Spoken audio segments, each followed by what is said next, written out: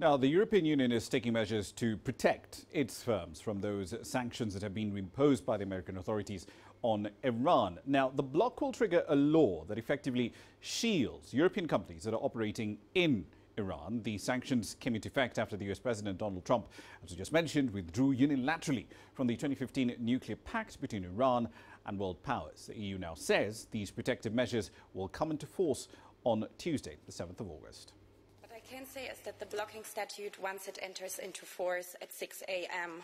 Our time this morning, will allow EU operators to recover damages arising from US extraterritorial sanctions from the persons causing them, and nullifies the effect in the EU of any foreign court rulings based on them. It also forbids EU persons from complying with those sanctions. As always, the details are what make this story. So let's expand this conversation. Nathan King is in Washington, D.C. Elena Casas is live in Brussels. Elena, let's start with you. Tell us more about this EU's blocking statute. How does it effectively shield businesses that are working in or investing in Iran? Well, as you heard there, it prohibits European companies from complying with the US sanctions, and it allows them to claim compensation for any financial loss incurred by the sanctions. The problem is, though, that they may be largely symbolic. They're not a new idea. The blocking statute was first tried in 1996, but it's never been tested in a court of law, so we don't know how much it really would protect European companies, and certainly many of them have decided that the legal and financial risk is too big to take. The penalties imposed by the US for sanctions busting can be enormous. The French bank BNP Paribas, for example, was fined nearly $9 billion in 2015 for doing business in Iran, and some of the other big European companies that have moved into the Iranian market since the 2015 nuclear deal have clearly decided that a similar risk is too much to take. Companies like the French oil giant Total have already pulled out. Indeed, we'll come back to that train of thought in just a moment. But Nathan, India, South Korea, China, Turkey, these are all fairly large importers of crude oil from Iran. And at this point, none of them plan to completely stop all imports. So where does that leave the White House's plan to end all oil and gas sales by Iran by November? You're absolutely right. In fact, Japan has asked for an exemption as well. Lots of countries are going through that. Basically, this is what the White House says. It says, look, don't worry about the rules and what other countries are doing. Our policy is already working. In reference to the EU law, they said, look, 100 multinationals have already quit Iran. We expect more to do so. Now, when it comes to the oil embargo, remember, that doesn't really hit till November 5th. So there is time to work something out. But the US administration, I was on a call with the White House earlier, and they're basically saying their target of 0 Iranian oil exports from November is still there, that they are sending officials and have been sending officials all around the world trying to get allies, competitors and the like to comply. The big problem for the White House, of course, is they unilaterally pulled out of the JCPOA, the Iran nuclear deal, and others have vowed to keep going. The question is, can other countries do it while also preserving their companies and not being hit by the fact that they have to work within the US international finance system? And that's going to be the big problem. And they've sort of hinted that other countries like China, for example, while they say they're not going to stop importing oil from Iran, have no plans to up it at the moment as well. So they feel that the pressure may be working behind the scenes. We'll have to wait and see. But the US officials are basically saying they still want to get it to 0, that they feel that their pressure campaign is working. But it's not really popular. And the problem is that a lot of supply from Iran is actually vital to countries like Turkey, Japan, China and elsewhere. So it's very difficult to see where this other supply would come from, especially, you know, we're in the middle of a potential trade war as well, aren't we? And the energy is very much part of that.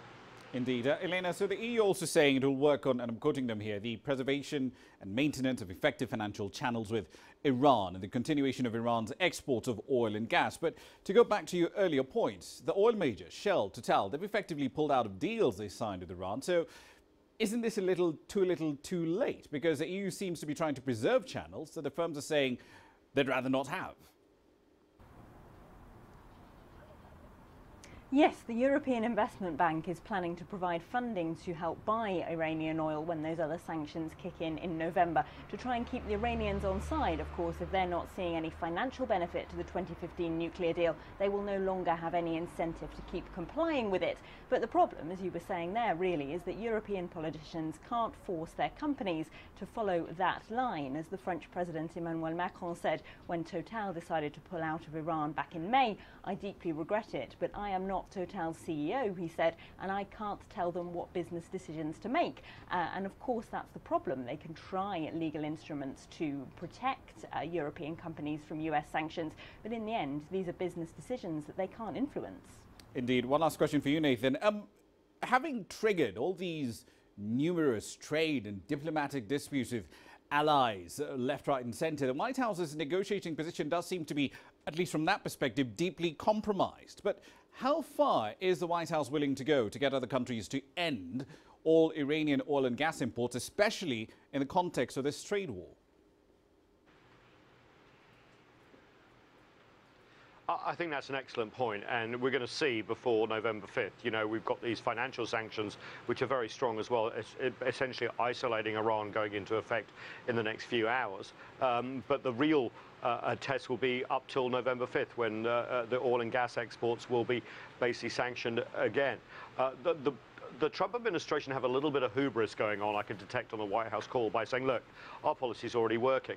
Look at the Iranian economy, look at the plunge in the rial, look at all these businesses pulling out. They essentially are saying that this economic warfare essentially is already working. The big question, though, is the oil. And you can sense the reticence on the part of China, Japan, South Korea, Turkey, all these other countries, about basically abandoning a source of supply because the US has unilaterally decided to pull out of a deal. You know, President Trump is known for his book, The Art of the Deal, but really the art we've seen in the last 12 months is abandoning deals, pulling out of deals, but not necessarily negotiating them.